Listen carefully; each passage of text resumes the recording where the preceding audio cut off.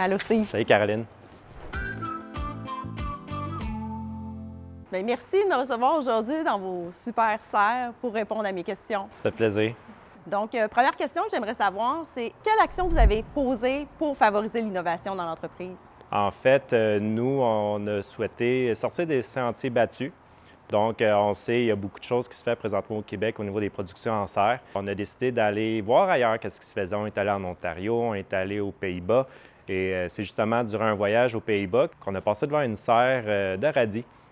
On s'est dit, hey, on n'a jamais vu ça, on ne savait même pas que ça pouvait pousser en serre, en fait.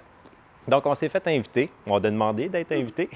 On est allé s'instruire, on est allé voir comment ça fonctionnait et on est tombé sous le charme de la production. Puis on s'est dit, il faut absolument être en mesure d'apporter ça, cette innovation-là au Québec. C'est quelque chose, je crois que c'est un manque à gagner au niveau du Québec. On n'est pas autosuffisant au niveau des radis. De là est partie l'idée du projet de radis en serre. Ah, super! Peux-tu nous partager une expérience où tu as transformé un défi en opportunité d'innovation? Bien, en fait, nous, on s'est, il y a 2-3 ans, on s'est retrouvés avec des salles, avec des technologies, ça nous permettait de tout contrôler. Autant la température, l'humidité, la ventilation à l'intérieur. Et on a eu la chance de se poser la question, bien, comment on pourrait transformer ces salles-là pour une nouvelle production? Donc, on a lancé l'idée de dire, écoute, on pourrait faire des tests à faire des champignons. En fait, dans ces salles-là, des champignons de spécialité comme le pleurote ou la crinière de lion. Donc, ça a commencé en petit. On a fait des tests pour voir si ça fonctionnait bien avec nos installations.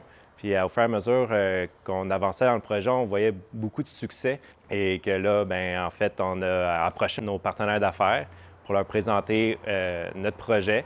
Et que là, ils ont embarqué tout de suite avec nous à ce niveau-là.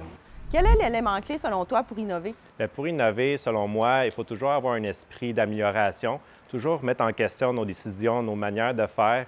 C'est d'essayer de trouver où est-ce qu'il y a des manques à gagner, puis être créatif à ce niveau-là pour trouver des solutions innovantes pour solutionner les problèmes.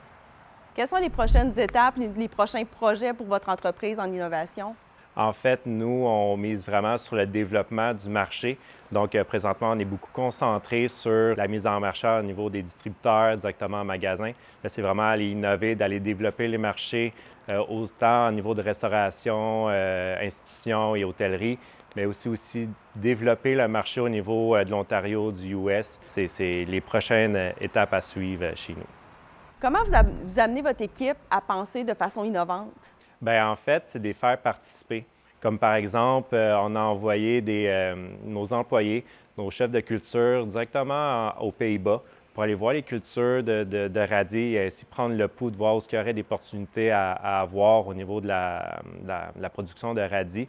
Aussi, c'est prendre le pouls au niveau autant qu'on se pose des questions sur comment on voit l'image d'entreprise et tout ça, mais ça passe directement vers les employés. On leur pose la question, on les fait participer. C'est ça qui fait en sorte que eux autres aussi nous apportent un certain côté que nous, en tant qu'entrepreneurs, on n'a pas tout le temps le pouls, mais en faisant participer les employés qui ont peut-être une autre vision que nous autres, ça nous permet d'innover à notre tour à ce niveau-là. Super, Steve. Puis comment l'innovation a influencé tes relations avec tes clients et tes marchés cibles? Bien, en fait, ça a été des belles discussions, en fait, que quand on est arrivé avec notre idée de faire des productions de radis à l'année longue en serre, au début, je vous dirais, je ne vous cacherai pas que le monde nous prenait pour des extraterrestres, mais quand que le plan est bien défini puis qu'on a un plan précis vers où est-ce qu'on s'en va, les clients ils ont embarqué dans le fond. On essaie de créer des solutions gagnant-gagnant. On essaie aussi de répondre à des besoins. Ça facilite beaucoup la communication puis le partenariat avec nos partenaires d'affaires. Puis finalement, Steve, quel rôle joue la technologie dans ton entreprise? Bien, en fait, c'est un essentiel. Aujourd'hui, sans la technologie, c'est de plus en plus difficile d'être compétitif. Donc, il faut être en mesure d'être bien outillé, bien équipé pour être en mesure d'être efficace, d'être concurrentiel sur le marché. C'est important d'avoir les bons outils pour être toujours de plus efficace et avoir la meilleure offre au final. Quel soutien de l'écosystème vous avez reçu? Bien, en fait, on a eu beaucoup de soutien au niveau de la Banque des Jardins, au niveau de tout ce qui est financement. Et aussi, on a eu beaucoup d'aide au niveau de la mise en marché, aussi au niveau marketing, qu'il fallait qu'on dise aux gens notre nouvelle production. Donc, on a eu beaucoup de support à ce niveau-là également.